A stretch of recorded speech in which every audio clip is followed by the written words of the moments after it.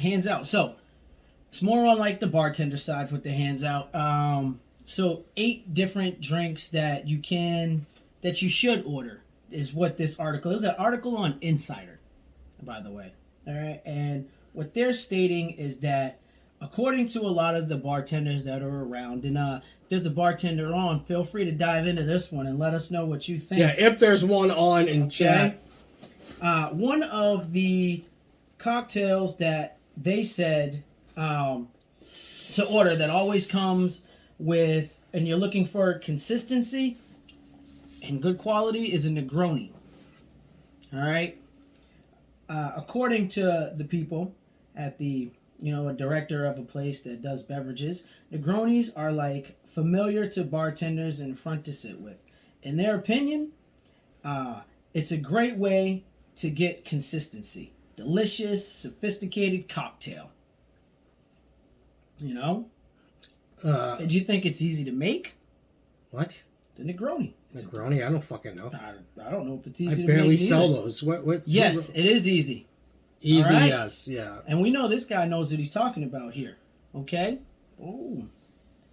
Next on that list is a Mai Tai. If you want something sweet, classic, it's a Mai Tai. They say you go out, you order you a Mai Tai. Is that the opposite? No, right? Is it more complicated to make? Maybe. I'm assuming. I'm going to say no one knows how to make one. That's true. There it is. That is true. There it is. And you get them in all different places. So this person, Kaplan, is on Insider, told us some crap. With that, the next on that list are old Cubans. They said they're underrated. I've never actually had anybody order an old Cuban. What's an old Cuban? Is that like in this day and age, can you call somebody that? I mean, you cannot. I thought of that when I read it too. Yeah, why wouldn't you just skip over that one? What is that? Well, because I've never heard of it. But it's a mix of rum, lime, mint, and sparkling wine served up. It's a hybrid champagne and bitters. Yep. That's why no one's ordered it. Maybe because, you got to be down in Miami to order something like this. It says most restaurants have mojitos and twist on mojitos. So when you go out, maybe you should order a mojito. I think a mojito is more complicated to make for a bartender. You got to sit there and muddle up some stuff. So wait, what's this list? It's the easy drinks for bartenders to make? Every bartender hates mojitos. I knew it. That's what it's saying. It's annoying as fuck. Yeah, exactly. I can see that. It makes sense. You got way too much shit to fucking deal with to put in a cup. Now, this list is 8. So I want to say 4 of them were ones that you should go out and order, and the next set will be things that you shouldn't order when you're out because it's just not worth it. But going through this and reading it, I'm like, realistically, these are definitely opinions and not truthful things. Because as we just spoke about, bartenders don't want to sit and make fucking mojitos all goddamn day. You think bartenders want to make Mai Tais? No, of course not. Like I said, annoying as fuck. But they seem to think so on this Insider review, so I said, let me bring this up. All right, so you're disagreeing with this guy. Let's see what the drinks are that you shouldn't. And then they said, although you can order a specialty mojito to switch things up, basically, it's like ordering French 45s and other similar flavor profiles. And I said, that doesn't make no goddamn sense. A French 45, I think, would be a little bit easier to make than a mojito. Right or wrong on that one? French 45? Yeah, if I'm not mistaken, it's like... Dude, I gotta write these drinks down, because the next time I work, give me my pen, all right? I'm gonna make a list of shit, and then I'm just gonna be like, those are gonna be the drink specials. So those are gonna be the drink specials. Mai Tai. What is that? Old Cuban? An old Cuban. Old Cuban. Old Cuban. What was that drink you just said? The Negroni was first. No, fuck list. The Negronis. Negroni. I had the Mai Tai, old Cuban, and a French 45. French 45. Mm-hmm. Okay. It's sounds like a gun. Okay, so the 75 is that the French 75? French 75? No. Or 75. French 75 is really good, and sounds very simple to make. You know? Nowhere I in want to between. make it easier on my bartender. You don't want to do the French 60. That's an issue. So it's either got to be one or the other. Okay. Yeah. See? Right. Don't do it. All right. Don't do it. They're saying that mojitos are versatile. For some reason, they went back to mojitos. Versatile, elegant. Bars have different versions of them. They also tell you can't go wrong with a Tommy Margarita, which I'm assuming is a top margarita, because I've never heard of a Tommy's Margarita. Tommy's Margarita, all right. 2 ounces of tequila, fresh lime juice, agave nectar. Never heard that term. Now, I've never heard that term either. That's why I think it's a top margarita versus a Tommy's Margarita.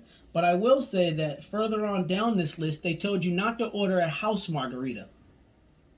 When I read this, and I was like, they said, don't get the house. Don't order the house margarita. Don't write that down. Because it's just a bunch of crappy ass ingredients. Marg.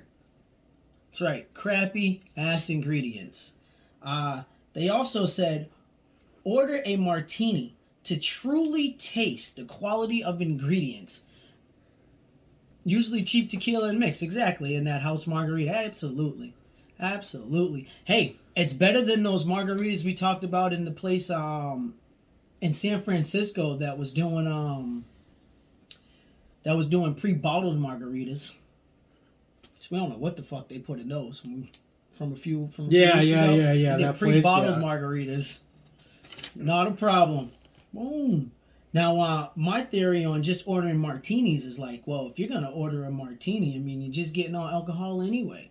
So, how do you're talking about tasting the quality of something, but in an ingredient, but it's just all fucking alcohol anyway. You're just going to taste the alcohol. So, yeah, with that being said, if you want to taste the alcohol, you want something strong, you get you a martini. Yeah, but you don't need some website telling you that You shit. shouldn't need a website to tell you that. You shouldn't. But they said, when in doubt and you don't know what to get, order a drink from the bar, from the restaurant's specialty cocktails list. Why is that? Because most of the time, they've taken the time to put those together for you, and the bartenders have practiced them enough times to be able to whip those up. I will say sometimes the bartender's specialty cocktails list is a little bit complicated to make some of that stuff. I don't think that the people who actually sat and attempted to make it figured about real time. Some of it takes a little bit, some of it's quick.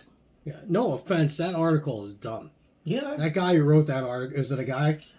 It seems like a group of different people, honestly. All right, well, if you ask me, the best part of that article is go down it where it says,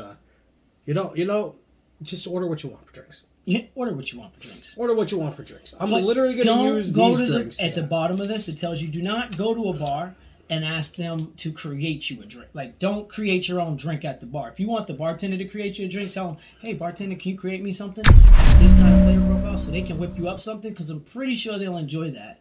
Versus you going, well, here's what I want. I want you to take this, this, and this, put it together, shake it, and take this, this, and this, and add that to it on the side. And matter of fact, can you muddle up this and toss that in there too while you're at it? And then finish it off with a twist and a wheel. Because I know when you order that through us, we're looking at it like, damn, I gotta go tell the bartender this shit. How often do people make it? You go, God damn it. I'm normally like, yo, flip it to the back, flip it to the front, flip it to the side of the menu. Wherever your menu has specialty drinks, flip it to that. Open it up. Pick one. I'm just going to go tell them to get a French 75. all week next week. Yeah, all French week 75. next week. Hey, can we get a French 75 you got here? those? Get you a French 75. When in doubt, French 75. But what they tell you not to do, amaretto and whiskey sours. And I guess the reason why, I'm going to break it down. I guess the reason why is because most places don't make them right.